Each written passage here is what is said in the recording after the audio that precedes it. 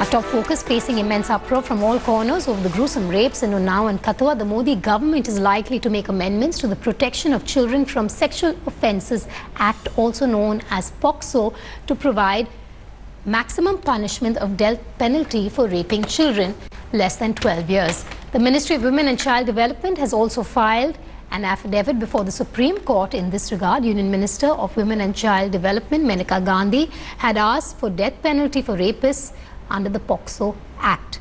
Now, the Act was passed in 2012 to protect children from offences of sexual assault and sexual harassment. At present, there is no provision for capital punishment in this Act. Amid outrage over the Kathua and Unnao rapes, Union Minister Maneka Gandhi had promised adding death penalty to the child rape law. Listen into what she had to say. I have been deeply disturbed by the rape case in Kathua and all the recent rape cases that have happened on children. I and the ministry intend to bring an amendment to the POCSO Act asking for the death penalty for rape on children below 12 years. See, the Honorable Prime Minister has very clearly stated that those who are victim and the family, they will definitely get justice. And those who are rapists, they must face the law of the land. Even if somebody does that, this kind of heinous crime, then they should not go unpunished, and their punishment should be exemplary so that they can deter other people to make such kind of crime. National Affairs Editor Rahul Srivastav joins me on the phone line. We'll also be joined by Moshami in a moment from now. Rahul, the path seems to be clear for the ordinance to be passed, a bit too late, but what are we looking at? Maneka, interestingly, while confirmation about an amendment to the POCSO Act is being talked about, has been confirmed by the ministry, the cabinet, which is going to meet in a little while from now, with the Prime Minister returning from his foreign visit, does not have a stated agenda. Right now, there is no agenda which has been put up, but what we are being told that it could be tabled during the meeting. That is a possibility. Now, very important among that is going to be the POCSO amendment. The government does want to send across a strong political signal. You can recall that right now the kind of collective national consciousness, if you see, against and the outrage against the crimes against the girl child, is almost similar to what we had witnessed in the times of Nirbhaya incident. Yes. And that is why the government, whose own members, say in Jammu and Kashmir, 2 ministers had to resign, and in Uttar Pradesh, one of its own MLAs is charged in a rape case. In that scenario, the government has to send out a signal that it is against any kind of crime against the girl child, and also it wants to create a strong legal deterrent against those who are offenders in such crimes. And that is why the government has decided that may take up an amendment today. It could well be in form of an ordinance, so that an ordinance for an amendment... But Rahul, clearly they're doing this under pressure. It's not the first time that we've heard of a gruesome rape like this. So it's clearly the pressure of the Unnao and the Kathua rapes that have pushed them to make this change.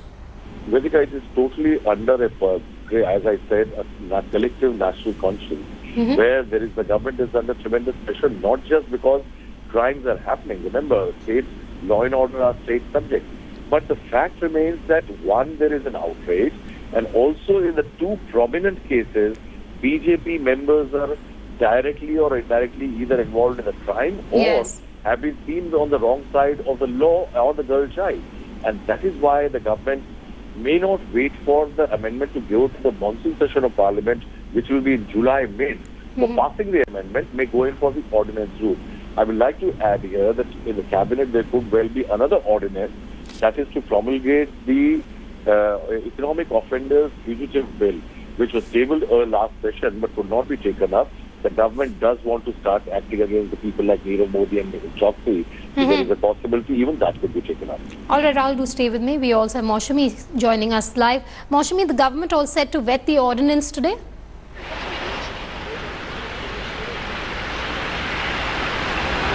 That's right. At about 11:30, the cabinet meeting should start, and we are expecting an ordinance in this entire matter, with the POCSO Act of 2012 actually, spelling out that minors below the age of 12, if they are raped, then the offenders will actually get either a 7-year sentence, which is minimum, to a maximum of life imprisonment. And that's what the government is looking at.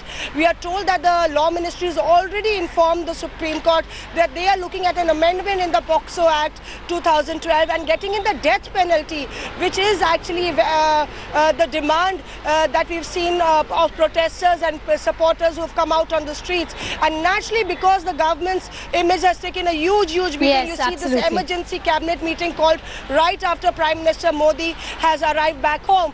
So all eyes say, are at Prime Minister's cabinet meeting, and even the people of this country would be hopeful that the government would take some stern action. Maushami, I'll be coming right back to you once that cabinet meet is underway. This is a significant progress as far as the POCSO Act is concerned. Till now, there was no measure in place for a capital punishment for a child rapist. Thanks for watching the video. For more such news and updates, please like, share and subscribe to India Today. Also check out our other great videos from our channel. We know you will love to.